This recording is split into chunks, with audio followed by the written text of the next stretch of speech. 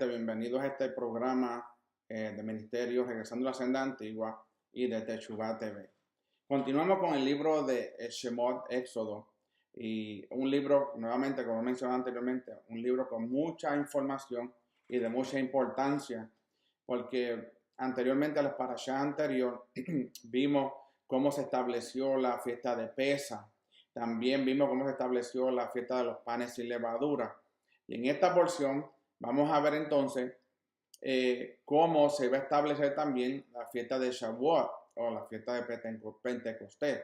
Como también vamos a ver cómo fue que se estableció la corte judicial de los jueces en el pueblo de Israel, que más adelante entonces vemos que le cambian el nombre, se le llaman el nombre Sanedrín en los tiempos de Yeshua. Nuevamente, una parashá de mucha importancia porque vamos a ver el compromiso de novia y de novio, de esposo a esposa, el Eterno con el pueblo de Israel. Nuevamente, el hermano José Borges del ministerio Regresando a la Senda Antigua. Y hoy vamos a estar hablando de la parashá 17, parashá Yitro o Jetro en español. Vamos a estar hablando del capítulo de Shemot, comenzando con el capítulo 18, versículo 1, hasta el capítulo 20, al versículo 26. Vamos a encontrar que la Haftorah se encuentra en Isaías, capítulo 60, del capítulo 6, del versículo 1 al capítulo 13. En las escrituras apostólicas o el Brit Hadashah o la escritura mesiánica, estaremos en el capítulo del libro de Lucas, capítulo 10, del versículo 1 y del 11 al 54. Nuevamente, este es parashá Yitro o parashá Jetro. Nuevamente, mucha información y mucho establecimiento en el libro de Shemot de todas las primeras fiestas que el Eterno establece. Luego, en el libro de Levítico, capítulo 23. Leamos entonces la primera aliyah, la primera, discusión de los primeros capítulos de los versículos del capítulo 18. Y comenzando con el capítulo 18, versículo 1, dice de la siguiente manera, dice, y Yitro, sacerdote de Madián, suegro de Moshe, oyó de todo lo que Elohim había hecho con Moisés o Moshe y por su pueblo Israel, como Hashem había sacado a Israel de Egipto. Anteriormente a la parashá hemos visto cómo el Eterno usó las plagas o los makot para endurecer el corazón de Faraón y que Faraón dejara ir al pueblo. Nuevamente, eso fue un acto voluntario de Faraón, el dejar ir al pueblo.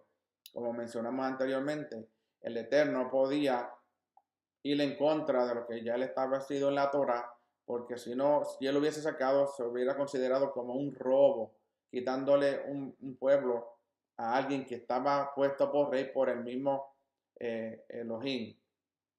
Rashid dice que cuando la palabra Cohen, sacerdote, es traducida a sacerdote, está relacionado a un lugar geográfico y se refiere a un príncipe. Hay otro ejemplo con los hijos de David que no venían de la tribu de Leví y no podían ser sacerdotes, sino príncipes. Por eso es que cuando dice la escritura, y Yitro, sacerdote de Madián, sacerdote que era príncipe, puesto que Jetro no era israelita y menos de la tribu de Leví. Por eso vemos los ejemplos de David y sus hijos haciendo referencia a Segunda de Samuel, capítulo 8, versículos 18 y Primera de Crónica, capítulo 18, 17. So hay que entender que él no era sacerdote, sino que era como un príncipe de Madián. Continuamos en el capítulo 18, versículo 7. Y dice, y salió Moshe a recibir a su suegro, se inclinó y lo besó, y se preguntaron uno a otro cómo estaban, y entraron entonces en la tienda. Aquí es bien interesante porque la palabra que ha sido usada como se inclinó es vayishtahu, que significa una forma que viene de la raíz de la palabra shahá, que significa echarse al suelo, arrodillarse, postrarse, inclinarse, reverenciar o adorar. De esto entonces podemos aprender que está permitido inclinarse en reverencia ante una persona. En este caso, Moshe honró a su suegro de esta manera. No estamos hablando de una adoración como se hace al Eterno, sino honrando al hombre que lo recibió cuando él salió de Egipto, se casa con una de sus hijas y se convierte entonces en su suegro. Y por ser él así tan bueno haber sido tan bueno con Moshe, al él encontrarse, él se postra delante de él, pero no como uno se debe postrar delante del Eterno, sino esto es en honra, siendo honra hacia el Eterno. Por eso hay que tener cuidado con esa palabra de adorar, porque tiene mucho significado y solamente al Eterno se adora. El mismo Yeshua le dijo a la mujer samaritana que le dijo, llegará el día que ni en Jerusalén ni este monte los adorarán al Eterno en espíritu, en verdad. Dice, los verdaderos adoradores adorarán a Hashem en espíritu y en verdad. Ahí Yeshua estaba estableciendo que la adoración constituye adoración al Eterno. Siempre se puede honrar a otras personas. Entonces vemos que, como dije anteriormente, arrodillarse, inclinarse, postrarse, reverenciar, adorar, esa palabra viene de ahí, pero se usa en diferentes formas. La adoración nuevamente es al Eterno. El versículo 8 del capítulo 18 de Shemot, y dice, y Moshe contó a su suegro todo lo que Hashem había hecho a Faraón y a los egipcios por causa de Israel, todas las dificultades que les habían sobrevenido en el camino y cómo los había librado Hashem. Aquí vemos entonces un ejemplo de cómo se puede uno ganar a un gentil, una persona que no cree en Hashem, ni cree en Yeshua, ni está en obediencia a los mandamientos, y ganarse a un gentil para la fe de Israel, no para la fe de un movimiento cristiano como se predica por ahí, que ahora la iglesia cristiana es la Israel espiritual. Eso no está en las escrituras. Nosotros no somos la Israel espiritual, nosotros somos la Israel que el Eterno va a levantar en los últimos tiempos.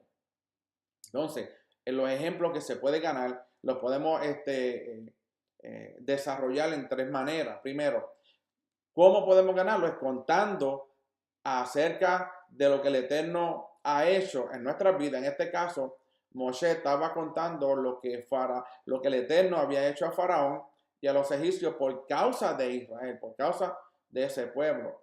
También dice que él contar acerca de todas las dificultades del camino. ¿Por qué contar las dificultades?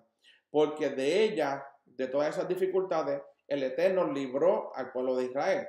Desde que estaba en Egipto con los 10 macots o las 10 plagas o los 10 golpes, y cómo los cuidó en el desierto hasta que llegan al monte Sinaí. También hay que contar cómo Hashem los había liberado de todas estas dificultades. En nuestra vida diaria nosotros tenemos que enseñarle y contarle a las familiares, a nuestras amistades, cómo el Eterno, Hashem, nos ha librado de todas estas dificultades y hasta el día de hoy nos mantiene en pie. Entonces, el testimonio personal es una herramienta bien útil para ganar almas para el reino de los cielos, para el reino del Eterno. ¿Okay? Un reino que no va a estar en los cielos, es un reino que va a ser establecido en la tierra desde Jerusalén. No nos podemos equivocar de eso.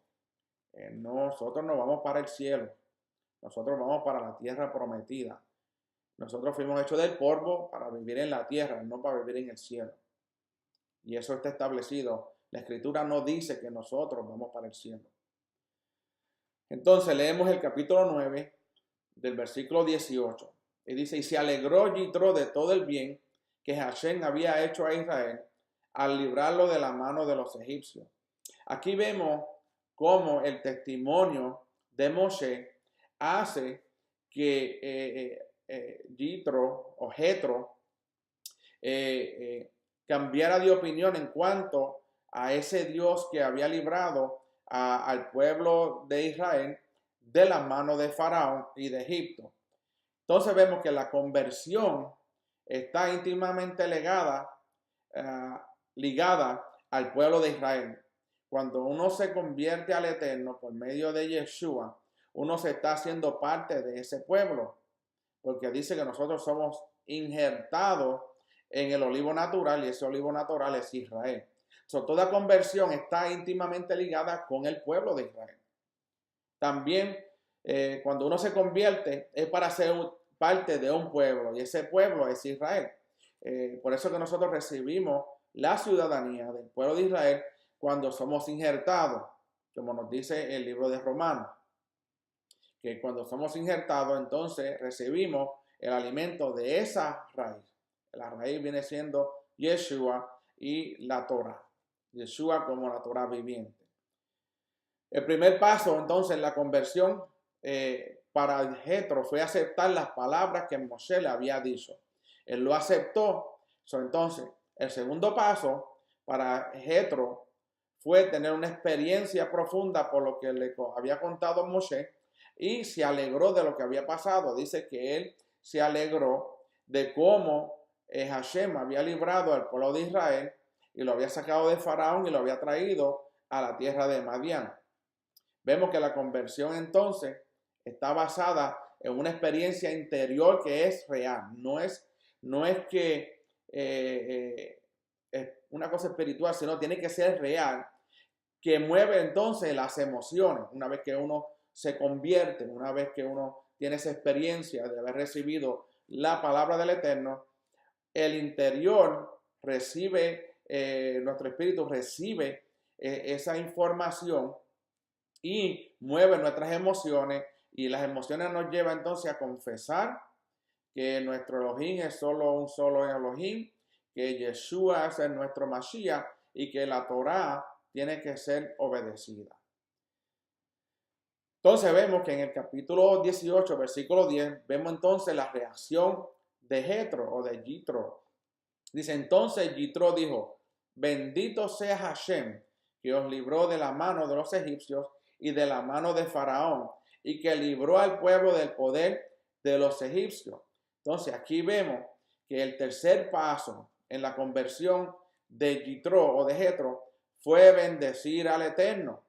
Usó las palabras hebreas como es Baruch Hashem, bendito el Eterno. Lo bendice y eso es parte entonces de la conversión. Moshe le cuenta lo que el Eterno hizo. Él la recibe las palabras, entonces él le da la honra y el honor al Eterno. Cuando menciona las palabras que dice, bendito es el Eterno, Baruch Hashem. Continuamos con el versículo 11 del capítulo 18. Entonces vemos la otra reacción. Y él dice, ahora sé que Hashem es más grande que todos los dioses. Ciertamente, esto se probó cuando trataron al pueblo con arrogancia. El cuarto paso en la conversión de Yitro fue el rechazo de los dioses paganos. Acuérdense, Madián era un lugar donde había mucho paganismo, mucha idolatría. Y vemos que él entonces reacciona y señala que como Hashem más grande que todos los dioses. Y vemos que toda práctica idolátrica cesa cuando él reconoce que Hashem es el único Dios sobre cualquier otro Dios. El quinto paso, entonces, pasó a dar testimonio de lo que le había sido revelado a él. En otras palabras, él clama y por su propia boca confesa de que el Eterno es el Dios sobre todos los dioses, y luego lo que él recibe lo revela como testimonio.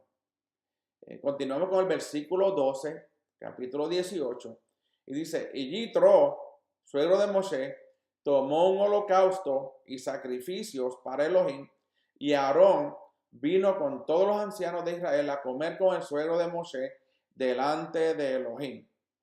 El sexto paso de la conversión de Jetro o Yitro es dar el sacrificio de ascensión, el holocausto, que representa entonces la entrega total de la persona, en este caso la entrega total de Jetro. El séptimo paso es entonces el sacrificio de paz, que representa la entrega en la relación íntima con el Eterno y con los hermanos de fe. Por eso es que él dice en la escritura que él tomó un holocausto y sacrificó para Elohim, y luego vino Aarón y vino los ancianos y comieron juntos. Él compartió entonces lo que el Eterno le había dado a él por medio de Moshe. Él lo comparte con los hermanos de la fe. Si la conversión no afecta la economía de la persona, entonces no es auténtica. Como dice nuestro rabino en Mateo 6:21, que dice, porque donde esté tu tesoro, allí estará también tu corazón. Jetro, al hacer el sacrificio, él dejó saberle al Eterno y a todos los hermanos de la fe, a Moshe, a Aarón y a los ancianos, de que él había hecho una entrega total, que todo lo que era de él era del Eterno. También lo vemos en Mateo capítulo 6, versículo 24, que dice, nadie puede servir a dos señores, porque o aborrecerá a uno y amará al otro, o se apegará a uno y despreciará al otro. No podéis servir a Elohim y a la riqueza. Cuando nosotros entonces nos entregamos completamente al Eterno, las riquezas que nosotros tenemos pasan a ser parte del ministerio, de cómo ayudar al menesteroso, a las viudas, a los huérfanos, aquellos que no tienen nada. A ellos son los que nosotros debemos ayudar. Y eso viene a ser parte de nuestra vida como hermanos en la fe en el Eterno. Una vez que nosotros recibimos esa conversión, porque por las palabras de Moshe, Jetro o Yitro recibió toda la información, él la procesa y lleva a cabo todo paso por paso de una conversión para llegar a ser parte completamente del Eterno. ¿Okay? Entonces, continuamos con la segunda aliyá, la segunda sección de estudio de esta parashá, y vamos entonces a estar en el capítulo 18, versículo 13, y dice, y aconteció que al día siguiente Moshe se sentó a juzgar al pueblo, y el pueblo estuvo delante de Moshe desde la mañana hasta el atardecer. Aquí vamos a aprender algo bien interesante que yo mencioné al primero, de cómo se establece y cuándo se establece por primera vez la corte de jueces en el pueblo de Israel. En este caso hay dos opiniones en cuanto a qué día fue cuando Yitro vio a Moshe sentado con el pueblo todo el día. Rashi cita la opinión de Rabí Yija y Rabí Yehoshua ben Levi en el Midrash 3, que dice que fue un día después de Yom Kippur, cuando él bajó del monte con las nuevas tablas de piedra, después de haber recibido el perdón por el pecado del becerro de oro. ¿Okay? Y esos son midrash que muchos rabinos enseñan. Una de las otras opiniones es que es mantenida por otros sabios, es que esta parte sí está en el orden correcto, que es cuando el argumento que había detrás de esto, que era imposible que Moshe haya podido enseñar al pueblo los estatutos y las instrucciones de Elohim antes de la entrega de la Torá. Antes que Moshe recibiera la Torá, él no podía. Pues entonces lo vemos, eso hace referencia al capítulo 18, versículo 16 de Shemot.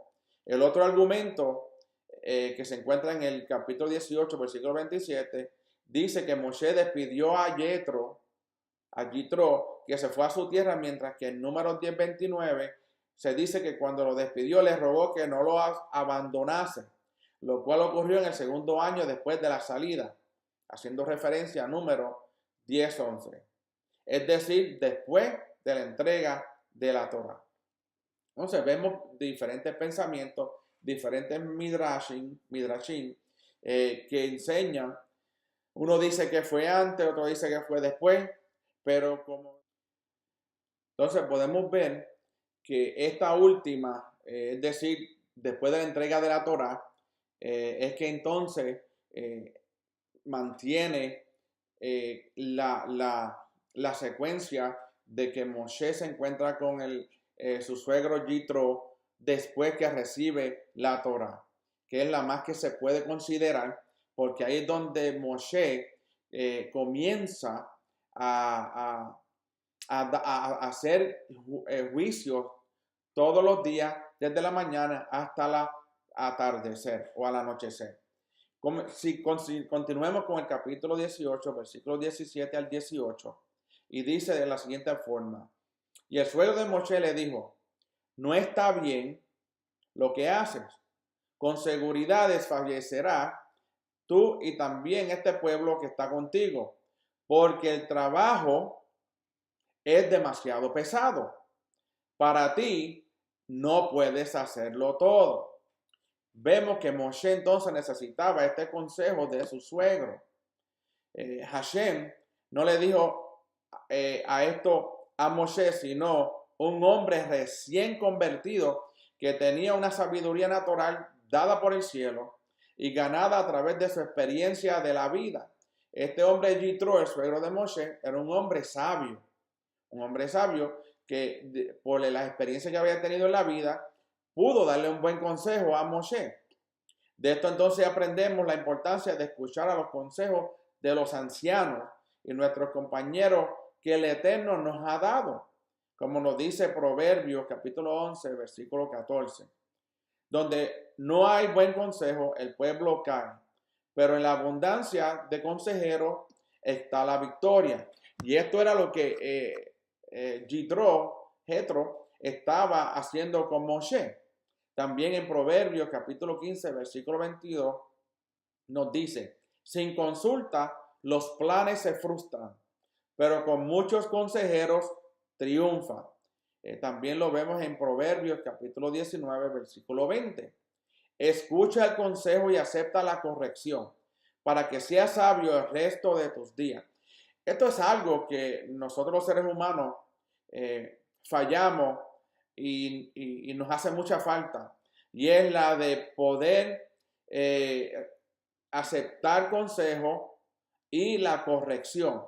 Muchos ministerios caen porque muchos hombres no aceptan la corrección porque se basan en los años que llevan, la experiencia que llevan en los ministerios. Yo llevo 40 años, 50 años, pues no hay nadie que me pueda decir ni corregirme, ni enseñarme, ni darme un consejo. Y ahí es donde el Eterno, qué interesante que aquí el Eterno envía a un hombre que no había conocido a Hashem como Moshe lo conocía, sino que recibe la información de Moshe, cambia, pero por medio de la experiencia que tenía, él vio que había una necesidad en el pueblo de Israel, y era la de que Moshe no fuese el único juez en el pueblo. También, hablando en Proverbios, capítulo 27, versículo 9, nos dice, el ungüento y el perfume alegran el corazón. Y dulce, oigan esto, y dulce para sus amigos es el consejo del hombre que está bajo la autoridad del Eterno y se deja regir por él. Moshe entonces no recibió esta revelación del cielo, sino la recibió de un hombre. Hashem nos ha dado a nosotros personas a nuestro alrededor para que nos aconsejen a través de ellas. Un sabio escucha consejos de los demás, como nos hace referencia a 2 de Samuel, capítulo 16, versículo 23, y Primera de Reyes, capítulo 12. El que piensa que va a recibir toda la dirección directamente del cielo, tiene soberbia y altivez de espíritu. Si nosotros solamente, cuando nos quieren dar un consejo o alguien nos quiere hablar una buena palabra, decimos, no, yo todo lo recibo del Eterno, estamos siendo altivos. Porque el Eterno puso a personas a nuestro alrededor para darnos buenos consejos. ¿Ok? Hashem entonces ha creado la dependencia de los demás para que el hombre aprenda a ser humilde. Cuando un hombre aprende a recibir consejo y corrección, es un hombre humilde. Humilde y sensible entonces a las opiniones de los demás. La esposa ha sido creada para aconsejar a su marido. Esto hacemos referencia a Génesis capítulo 21, 12. El consejo de Yitro vino del cielo, pero por medio de un hombre, como dije anteriormente, y valga la redundancia. Pero hay que tener cuidado también para no unirse con los malvados. Si no vivimos en unidad, vamos a cometer muchos errores. ¿Por qué no nos podemos unir a personas malvadas? Porque dan malos consejos. ¿Ok? Como nos dice Salmo, capítulo 1, versículo 1 a 2. Dice, cuán dichoso es el hombre que no anda en el consejo de los impíos, ni se detiene en el camino de los pecadores, ni se sienta en la silla de los escarnecedores, sino que en la Torá, en la ley, en la instrucción de Hashem está su deleite, y en su Torá, en su instrucción, en su ley, medita día y de noche. Como también el Salmo 33, capítulo 33, versículos 10 al 11. Hashem hace nulo el consejo de las naciones, frustra los designios de los pueblos. El consejo de Hashem permanece para siempre, los designios de su corazón de generación en generación. Vemos que estos son consejos sabios por medio de la Escritura. El versículo 19, capítulo 18 de Shemot, continúa diciendo, ahora escúcheme y te aconsejaré y Elohim estará contigo. Sé tú el representante del pueblo delante de Elohim y somete los asuntos a Elohim. Aquí vemos que Moshe sirvió como el mediador entre Hashem y el pueblo de Israel. Él era el mediador y más adelante lo vamos a ver cuando el Eterno lo llama al monte Sinaí para hablar con él. ¿Okay? Entonces vemos que la idea que hay en el judaísmo tradicional es de que el judío no necesita mediador. Esto no está basada en la Torah, sino es un espíritu antimesiánico, porque Moshe era prototipo de Yeshua. Yeshua es el mediador entre el hombre y el Eterno. En ese tiempo Moshe entonces era el mediador. El que niega a Yeshua, niega a Moshe. ¿Okay? Vemos que entonces así el Mesías, Yeshua, es mediador entre Hashem e Israel y todos los hombres, como nos dice 1 Timoteo, capítulo 2, versículo 5. Porque hay un solo Elohim y también un solo mediador entre Elohim y los hombres, el Mesías Yeshua, hombre. Qué interesante que en este versículo también nos dice, porque hay un solo Elohim. Para aquellos que creen en la Trinidad, aquí se cae esa teoría de la Trinidad, porque hay solo un Elohim. Yeshua no es Dios, solamente el Eterno. Y lo dice aquí, porque hay un solo Elohim. 1 Timoteo 2:5. Y también un solo mediador. Hay un Elohim, un mediador. Y los hombres, entre Elohim y los hombres, que es el Mesías Yeshua, hombre. También Juan, capítulo 14, 16 nos dice, Yeshua le dice, yo soy el camino y la verdad y la vida. Nadie viene al Padre sino por mí. Nuevamente, hay un Padre, hay un Hijo, hay un Elohim, un Eterno, hay un mediador. Ahí se cae entonces la teoría de la Trinidad. No estoy diciendo que Yeshua no era divino, Yeshua era divino, pero no era Dios. Él era la manifestación física del Eterno, que es Espíritu. El versículo 21 del capítulo 18 de Shemot también nos dice, además escogerás de entre todo el pueblo hombres capaces, temerosos de Elohim, hombres veraces que aborrezcan las ganancias deshonestas, y los pondrás sobre el pueblo como jefes de 1000, de 100, de 50 y de 10. Aquí vemos cómo comienza el trabajo de juez y cómo fue delegado a otro. Esto es un prototipo de lo que luego iba a ser el Sanedrín. Aquí en este momento es que se comienza a establecer la corte judicial para el pueblo de Israel. Continúa diciendo, ¿ve? A partir entonces, de aquí se creó una jerarquía de jefes en el pueblo de Israel, aparte de los ancianos, de jefes de familia que ya existían. Los requisitos que son necesarios para que las personas puedan servir como jueces en el pueblo de Israel son los siguientes. Primero, tienen que ser capaces. Según Rashi, significa que sean ricos para no tener que depender de limosnas ni hacer favores. Claro, si un hombre no es capaz y no tiene lo suficiente para mantenerse, va a tratar de manipular y hacer favores a las personas que le van a dar el dinero o lo que necesita para sobrevivir. Entonces, eso sería un conflicto de intereses. La segunda requisito es que sean temerosos de Elohim. Para un juez es más importante el temor que el amor al Eterno. El temor al Eterno es la mejor barrera contra el pecado y evita toda corrupción. Haciendo referencia a capítulo 20 y al profeta Jeremías, capítulo 32, verso 40. También tienen que ser hombres veraces.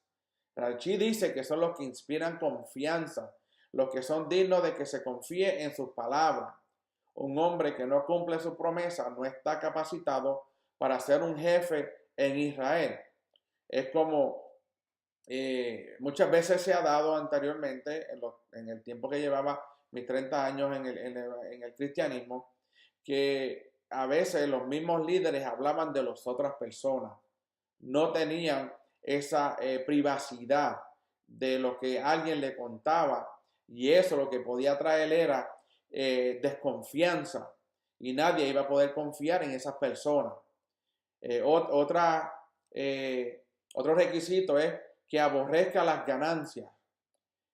Significa, según Rashi, que odien que su dinero esté en litigio. Un buen juez prefiere regalar a otros sus bienes en el caso de que estén en disputa, en que litigar por ellos, que no peleen. Si alguien le debe dinero a un líder, que el líder no se ponga a discutir ni a pelear con esa persona, sino que lo deje ir y se lo deje como una ofrenda o como un regalo, pero sin discutir y litigar por eso. Un buen juez no está sirviendo como juez para ganar dinero, sino tiene otros motivos más nobles para administrar la justicia en el pueblo.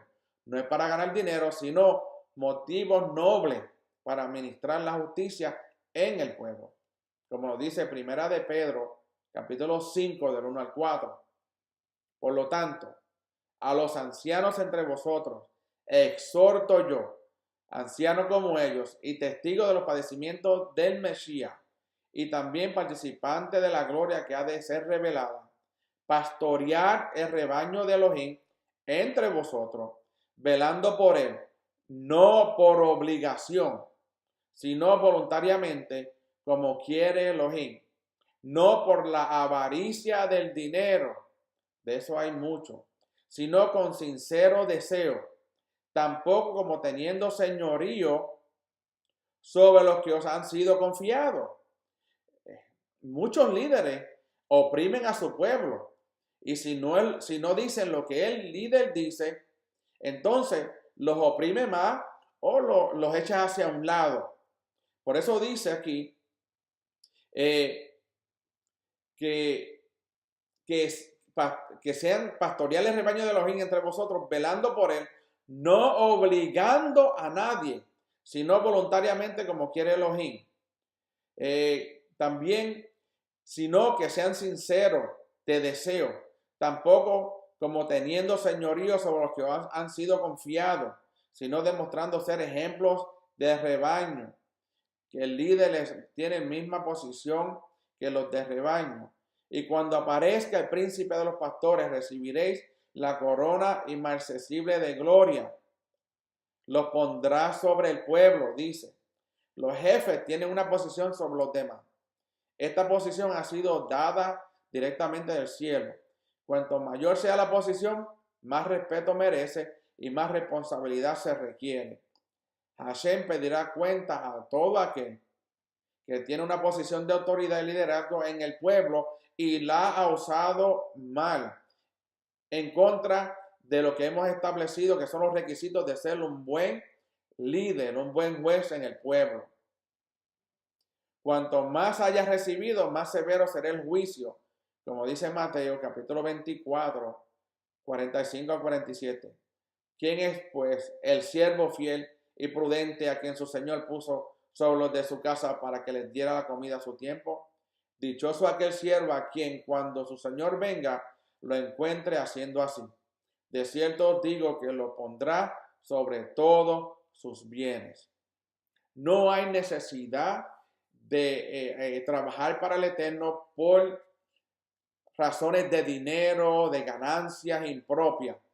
El Eterno va a proveer a aquellos que son fieles, que son capaces, que no aborrecen las ganancias, que son hombres veraces, que no, la autoridad no la ponen sobre otros para oprimirlo, sino para enseñarle. Y así dice la Escritura, de cierto digo que lo pondrá sobre todos sus bienes. Los líderes en el reino están puestos en una posición sobre el pueblo. Este pensamiento es contrario a la idea comunista y socialista que dicen que todos son iguales. El Eterno no quiere que todos sean iguales, ni que todos manden y decidan democráticamente. Hay personas capacitadas que otras han sido creadas con el don de liderazgo. ¿Okay? Estas personas entonces tienen la responsabilidad de administrar sus dones de acuerdo al plan que el Eterno tiene para una buena administración en cualquier cuerpo o empresa. Esto no es solamente para el pueblo de Israel, no es para el cristianismo, para las cosas del Eterno, sino es para también los gobiernos. Para que un gobierno trabaje bien y reciba bendición del Eterno, los líderes tienen que trabajar bien, no pueden estar robando, no pueden estar hurtando, no pueden estar mintiendo. ¿Okay? No es lo mismo valor que posición. Una persona puede tener posición sobre otra, pero no por eso tiene mayor valor que la otra persona. No porque una persona sea líder de una congregación es mayor que las otras personas, solamente es que tiene una posición. Pero ante los ojos del Eterno, todos somos iguales. Todos los hombres tienen el mismo valor, pero no todos tienen la misma posición. El valor entonces tiene que ver con aceptación y la posición tiene que ver con administración. El esposo tiene una posición de liderazgo sobre su esposa, pero ambos tienen el mismo valor delante de Hashem. Continuamos con la tercera aliyah, capítulo 18, versículo 25. Y continúa diciendo, y escogió Moshe hombres capaces de entre todo el pueblo de Israel, y los puso por cabeza del pueblo, como jefes de 1000, de 100, de 150 y de 10. Como mencioné anteriormente, aquí comienza la estructura judicial en el pueblo de Israel, que al final entonces se convierte en el Sanedrín.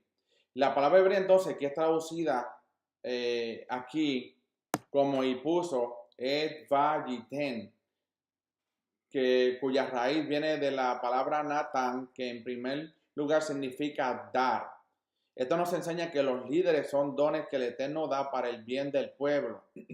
Si usted es líder, usted es un don del Eterno que el Eterno le ha dado al pueblo en las diferentes congregaciones que usted está liderando en este momento. Si usted lidera una congregación, usted es un don que el Eterno ha dado a esa congregación.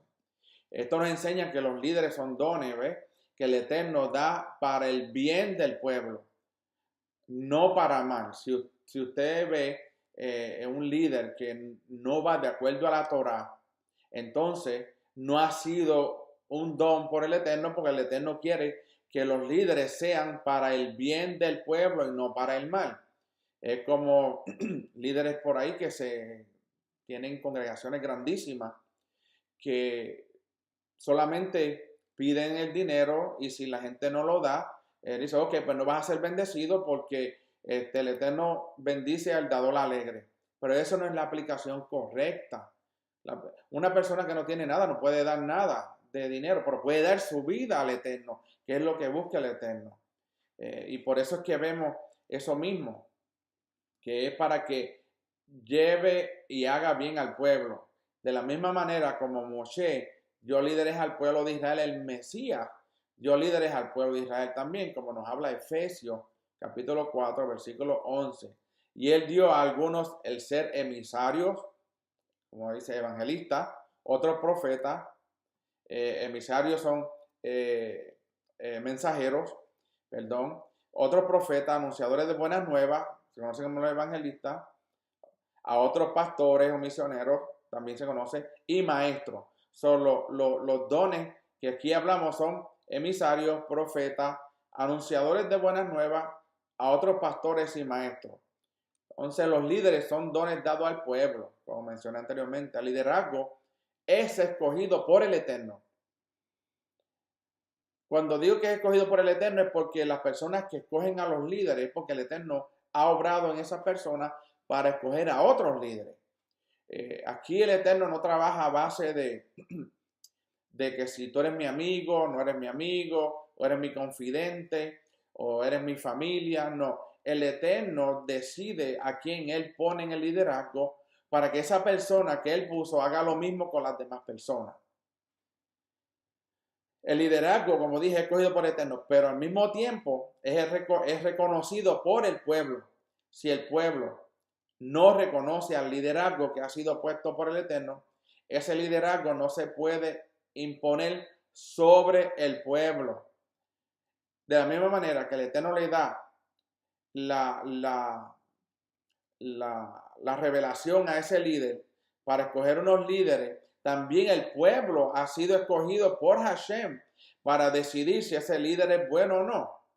Si el liderazgo de esa persona o ese líder no es reconocida por el pueblo, entonces no se puede imponer sobre el pueblo por razones que sean por conflicto de intereses o porque es mi mejor amigo, pues el más que dona, el más ofrenda. No, así no trabaja el Eterno.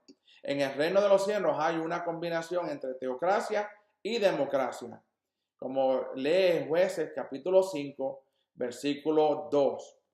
Por haberse puesto al frente los jefes en Israel, por haberse ofrecido el pueblo voluntariamente, bendecir a Hashem. El liderazgo es dado por el cielo, pero recibido y reconocido por el pueblo. Por eso hay diferentes congregaciones en el mundo entero, que cuando hay un líder que ha llevado al pueblo bien y entra otro líder, el pueblo no lo reconoce y hay conflicto. Así pasaba con los reyes también.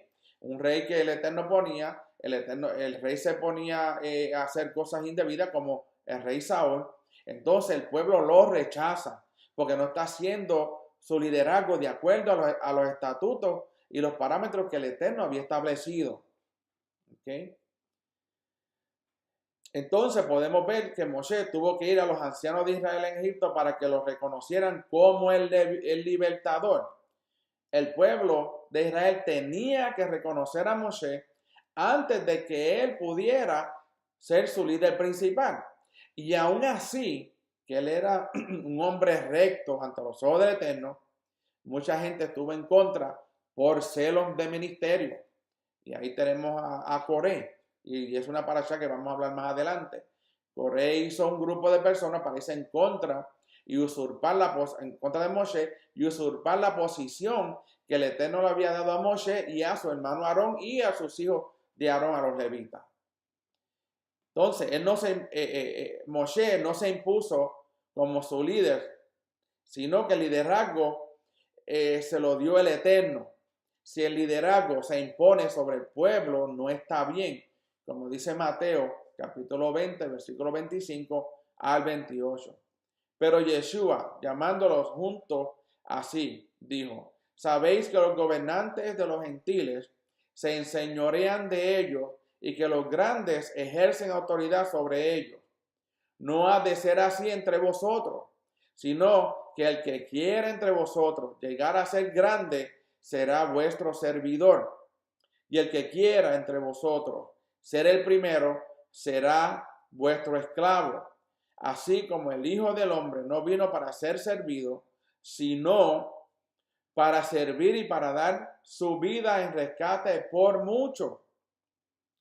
Vemos que la actitud de un líder bueno es la actitud de un siervo, un esclavo que vive para el bien del pueblo que está debajo de él. Queremos ser buenos líderes, tenemos que ser servidores, tenemos que ser esclavos, tenemos que amar la obra que el Eterno ha puesto en las manos de cada líder. Por otro lado, vemos el pueblo que no puede usar este texto como un pretexto para abusar de su liderazgo y faltarle respeto a ese líder. No porque la palabra dice que el siervo, la actitud de un siervo bueno es ser como un esclavo y hacer todo el bien, no significa que el pueblo tiene que mandar a ese líder a hacer lo que ellos quieren. Porque es un balance en el reino de los cielos, en el reino del Eterno, hay un balance. No se le puede faltar respeto tampoco. Hay que respetarlo. El que no respeta el liderazgo, no respeta al Eterno que lo puso. El que muestra entonces respeto a los líderes está honrando al Eterno y a su Mashiach. Siempre y cuando ese líder se mantenga en los parámetros que el Eterno estableció. Nuevamente, el Eterno puso reyes, pero muchos de ellos se corrompieron. ¿Okay? Continúa el versículo diciendo, jefes de 1000, de 100, de 50 y de 10. Había 600 jefes de 1000, 6000 jefes de 100, 12000 jefes de 50 y 60000 jefes de 10, en un total de 78600 jefes sobre los 600,000 varones en Israel. Esto es el conteo de los varones, sin contar las mujeres y los hijos. ¿Ok? Esto nos enseña que hubo una estructura de jerarquía con una escalera de autoridad, de una manera que se puede break down o descifrar. Cada uno de los jefes de 10 estaba sometido un jefe de 50. Cada uno de los jefes de 50 tenía 5 jefes debajo de sí y un jefe encima de sí. Cada uno de los jefes de 100 tenía 2 jefes debajo de sí, un jefe encima de sí. Y continúa hablando hasta que llegan hasta los 70 ancianos que fueron escogidos como gobierno en Israel, el Sanedrín, que viene siendo la cabeza del Sanedrín, fue el sumo sacerdote Aarón, que estaba sometido a Moshe. Vemos, los de los 70 había un líder del Sanedrín, o sea, conocido como el Nasi, ¿okay? La cabeza del Sanedrín. En este caso era el sumo sacerdote, como también era en los tiempos de Yeshua. Continuamos con la cuarta aliyah, el próximo que estamos hablando sobre la escritura. La cuarta aliyah es el breakdown, el rompimiento de los versículos. El 19, capítulo 19, versículo 1 de Éxodo, dice, al tercer mes de la salida de los hijos de Israel de la tierra de Egipto, ese mismo día llegaron al desierto de Sinaí. De acuerdo a las escrituras, ellos llegaron el primer día del tercer mes llamado Sivan. Pues ellos pasaron el primer mes que celebraron Pesa, también celebraron los panes sin levadura y después caminando por el desierto y llegaron el primer día del tercer mes de Sivan. El capítulo 19, versículo 9, continúa diciendo, partieron de Refidim, llegaron al desierto de Sinaí y acamparon en el desierto. Allí, frente al monte, acampó Israel. Según Rashi, las palabras hebreas que ha sido traducida como frente a, significa en el lado oriental del monte. Esto tiene un significado, el oriental. El templo, la puerta del templo, el tabernáculo, siempre miraba hacia el este, hacia el oriente, ¿ok?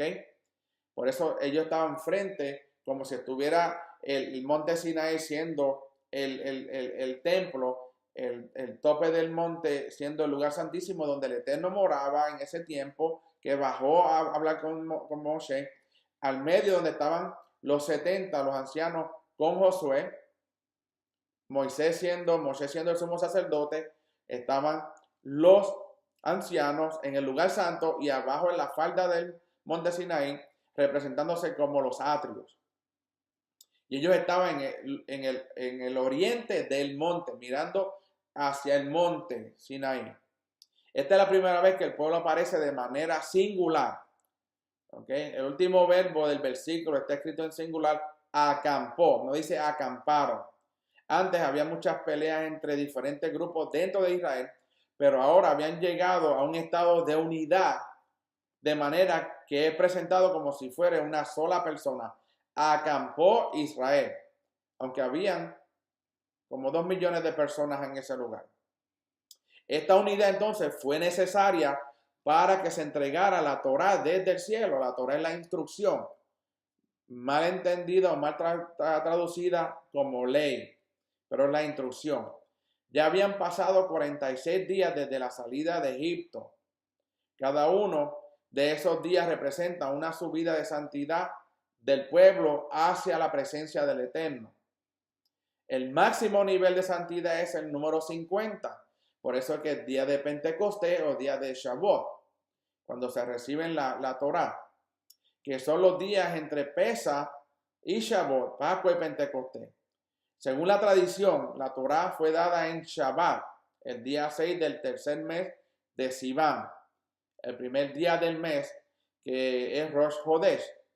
Cayó, por lo tanto, el segundo día de la semana, llamado, como nosotros lo conocemos, el lunes, porque el primer día de la semana, según el calendario gregoriano, es domingo, ¿ok?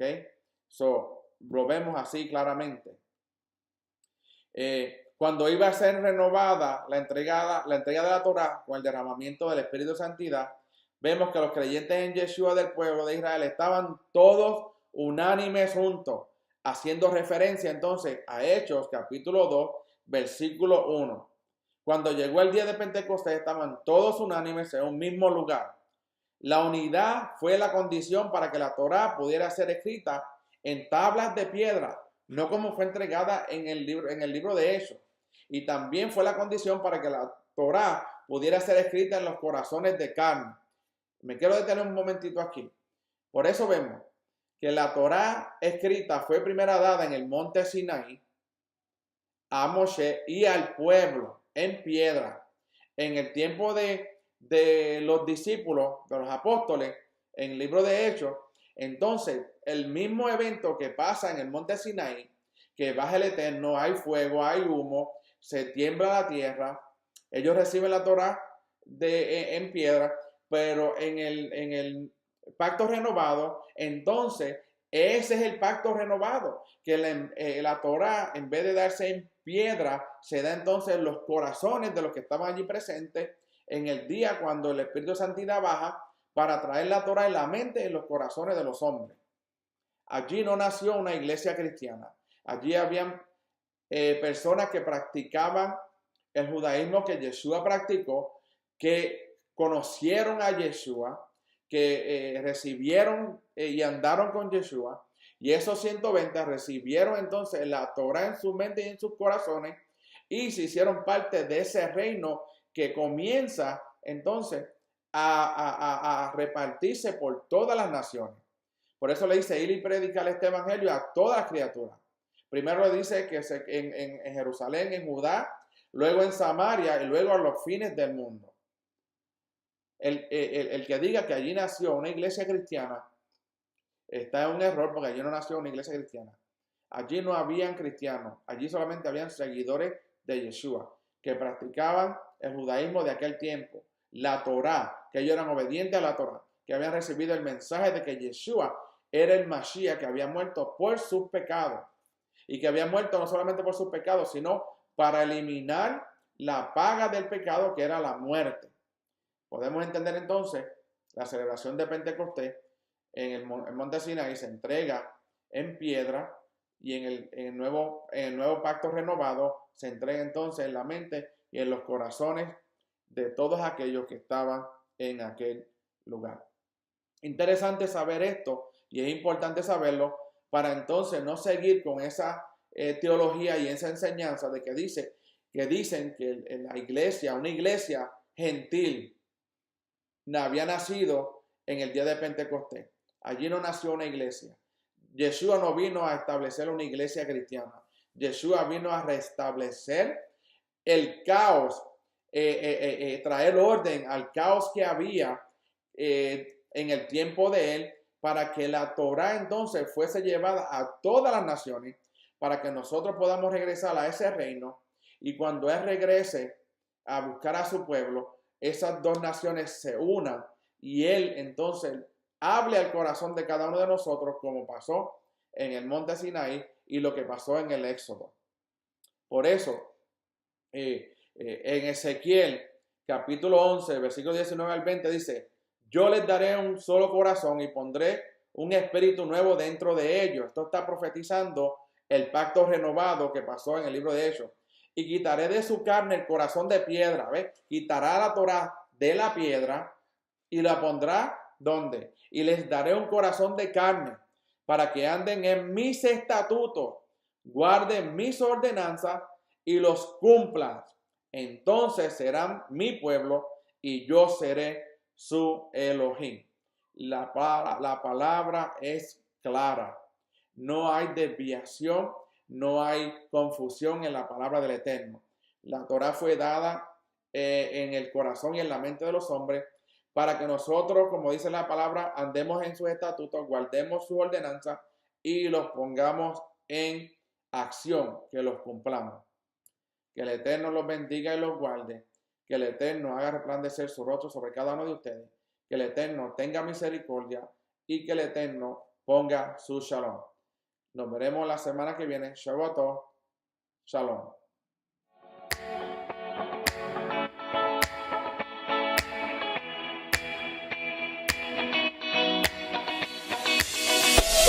Boop, boop.